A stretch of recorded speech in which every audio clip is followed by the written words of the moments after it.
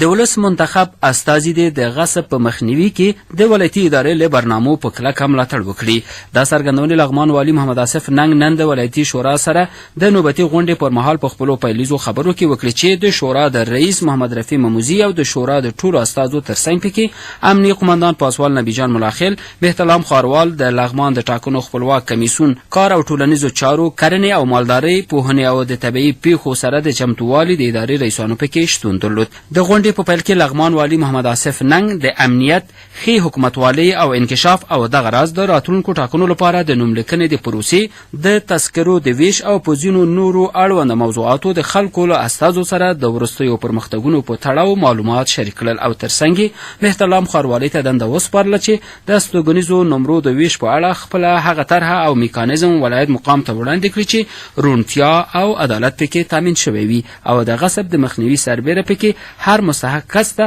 د استوګنې لپاره یوه نمره مځکه ورسیږي. ښاغلي ننګ همدارنګه د غصب د مخنیوي او له غاصبینو څخه د دولتي مځکو د بیرته راګرځولو په برخه کې هم بهتلام ښاروالۍ او نورو زیدخله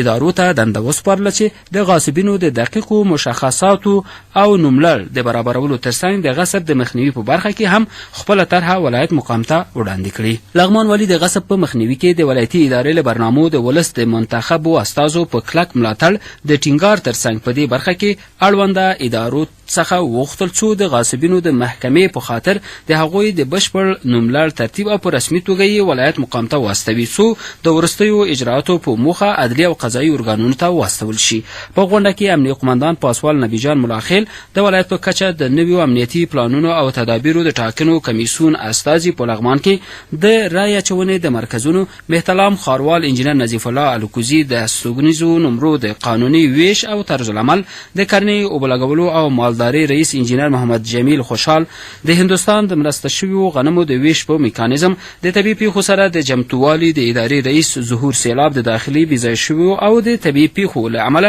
د زیانمنو شویو کورنیو سره د مرستو د شفافیت، د پوهنې رئیس عبدالله حمیدي د استادانو لپاره د استوګنیزو نمرو د ویش په ستونزه او دغه راز د کار او ټولنیزو چارو رئیس شیر بهادر همت بیا د میرمنو لپاره د کوچنیو کاروبارونو د برابرولو په اړه د ښځینه مدني فعالانو د غوښتنې په تړاو خپل راپورونه د غونډې رهبرۍ ته وړاندې کړل چې په اړه یې لازمې پریکړې وشوې. وروسته د ولایتي شورا رئیس محمد رفیع مموزي، د شورا مرستیال حاجي عبدالعزیز او نورو استازو حاجي عتیق الله عبدالرحیمزي، حاجي محمد ظاهر حسینخیل، انجینر اجمل وفا او ګلزار سنگروال، رازیه نیازی او بیبي خورت رویا په وار سره د خپلو خبرو پر مهال د بیلابیلو ادارو له لوري